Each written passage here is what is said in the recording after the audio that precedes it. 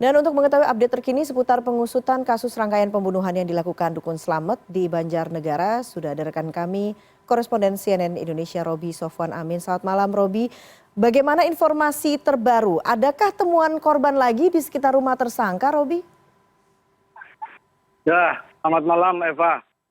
Kalau terkait dengan apakah ada penemuan korban baru, sampai sejauh ini, dari hari kemarin sampai hari ini, tidak dilakukan lagi proses pencarian. Ini sekali lagi sudah dikonfirmasi terhadap tersangka Mbah Slamet Tohari terkait dengan jenazah yang sudah ditemukan sebanyak 12 ini, dan Mbah Slamet membetulkan sudah 12. Artinya belum ada indikasi, sehingga di lokasi tim gabungan juga sudah mencoba menyisir, tetapi belum ada tanda-tanda atau belum ditemukan. Ada spekulasi misalnya beberapa kasus di rumah, di sekitar rumah ini juga belum digali lebih lanjut oleh pihak kepolisian. Tentunya ini masih dilakukan proses pemeriksaan terhadap tersangka. Tetapi yang bisa diupdate untuk hari ini terkait dengan jenazah yang sudah bisa teridentifikasi. Dari 12 yang ditemukan, 3 jenazah sudah berhasil diidentifikasi dan dipulangkan, diserahkan kepada pihak keluarga. Yang pertama atas nama Parianto, warga Sukabumi, sudah diserahkan ke pihak keluarga dan sudah dimakamkan.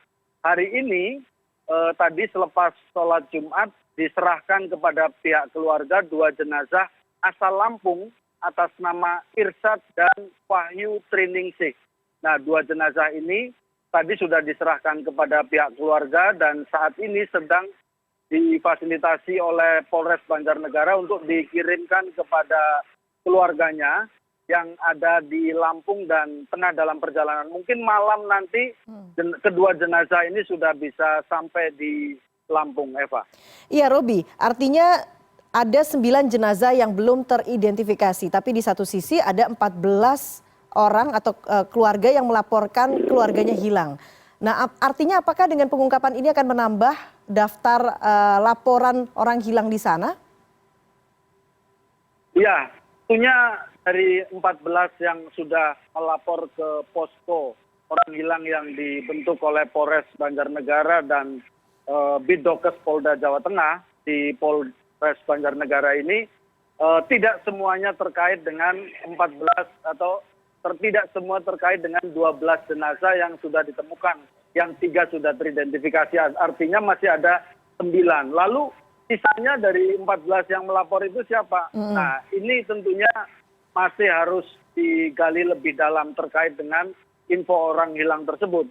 Kira-kira hilangnya tahun berapa, kemudian ciri-cirinya seperti apa, story ceritanya bagaimana, ini yang kemudian menjadi titik terang. Misalnya kalau kita mengacu pada keterangan dari Mbah Slamet, itu dimulai atau beroperasi dari tahun 2019 terkait dengan kasus uang palsu, kemudian di 2020 Mbah Slamet kemudian menjalankan operasinya sebagai orang yang dianggap bisa menggandakan, dan dari situlah mulai ada korban. Kemudian dari beberapa yang melaporkan, misalnya salah satu warga yang melapor yang tidak mau dimintai keterangan ini hanya bisa menyampaikan kehilangan keluarganya pada tahun 2011. Nah, ini artinya rentang waktunya mundur ya, dari 2020, 2019, ini 2011. Nah, apakah ini terkait dengan Mbah Slamet atau tidak? Tentunya ini harus diperiksa ya, 2011 kepergiannya kemana dan seterusnya. Nah, menjawab pertanyaan Eva tadi, apakah 14 ini, nah ini yang tentunya masih apakah yang dilakukan proses pembunuhan itu Mbah Slamet memang hanya dari tahun 2020 dan berjumlah sebanyak 12, atau justru kalau digali lebih dalam mundur ke belakang bisa jadi. Tetapi ini masih spekulasi, masih data-data, laporan-laporan diterima nanti dianalisis, dan pihak Bidokes Polda Jawa Tengah sudah mengantongi antemortem dari 9 jenazah yang saat ini sudah dimakamkan kembali di tempat pemakaman umum Desa Balun, Kecamatan Wanayasa, Kabupaten Banjarnegara. Nah, nanti dari para pelapor, kemudian akan dikumpulkan postmortemnya, kemudian lebih spesifik lagi nanti akan diambil DNA-nya untuk disesuaikan dengan 9 yang belum teridentifikasi. Nah, ini nanti yang nantinya akan mengungkap. Tetapi nama-namanya tampaknya sudah mulai terungkap begitu Eva. Dari Polda Jawa Tengah, dari bidang humas merilis bahwa ada dari Gunung Kidul. Kemudian itu diingat oleh Mbak Slamet dan ditunjukkan lokasi kuburannya. Kemudian dari Yogyakarta, kemudian dari Tasikmalaya, dan dari Palembang, dan juga dari Jakarta. Nah, ini tinggal lebih mendetailkan lagi. Dalam waktu dekat tentunya 9 jenazah yang saat ini belum teridentifikasi, dimungkinkan akan segera bisa teridentifikasi secara keseluruhan, Eva. Iya, Roby, selain kemudian saat ini sedang diproses adalah pengungkapan identifikasi jenazah, apa kemudian langkah polisi dalam pengungkapan kasus ini? Misalnya saat ini ada membuka posko pengaduan, apakah dimungkinkan nanti akan bertambah lagi orang-orang yang melaporkan keluarganya hilang, kemudian nanti masih terkait dengan Mbah Slamet? Ya, kalau terkait dengan pendalaman, tentunya ini semua sudah mulai terang benderang ya Eva, berkaitan dengan tersangka utama Mbah Slamet ini apakah ada yang membantu dan seterusnya. Mbah Slamet menyampaikan, saya melakukan pembunuhan sendiri dengan cara diracun, kemudian setelah dipastikan meninggal baru dimakamkan. Keterangan Mbah Slamet menyampaikan begitu. Kenapa dilakukan sendiri? Mbah Slamet menyatakan kalau kemudian melibatkan orang lain bocor. Nah, ini seiring sejalan dengan sampai 12 dan dari tahun 2020 tidak terendus, sangat rapi. Tentunya ini sejalan dengan keterangan Mbah Slamet, tetapi ini hanya analisa begitu Eva. Tapi polisi tidak berhenti sampai di situ tentunya, tetap akan mendalami. Ada satu yang juga ditetapkan tersangka BS, perannya sebagai pembantu.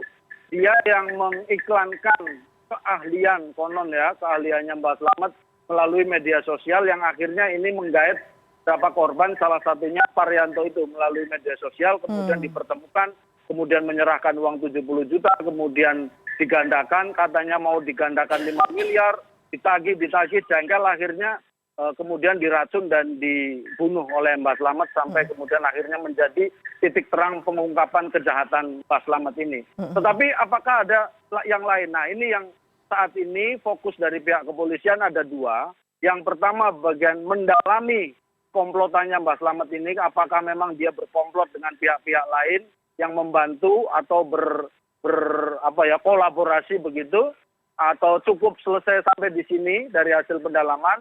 Yang kedua, PR dari kepolisian adalah melakukan pendalaman terkait dengan hal ini. Tetapi yang terpenting menurut saya Eva, bagaimana kita suarakan kepada publik ya.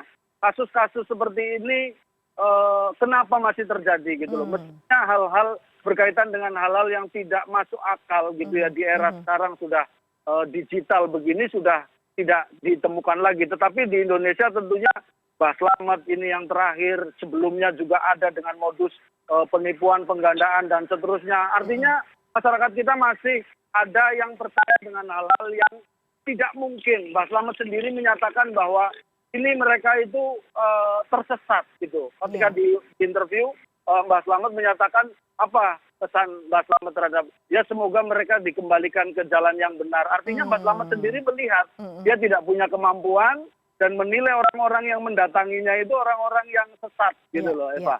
Baiklah, semoga kasus ini menjadi pelajaran begitu ya, sehingga kedepannya tidak akan ada kasus serupa.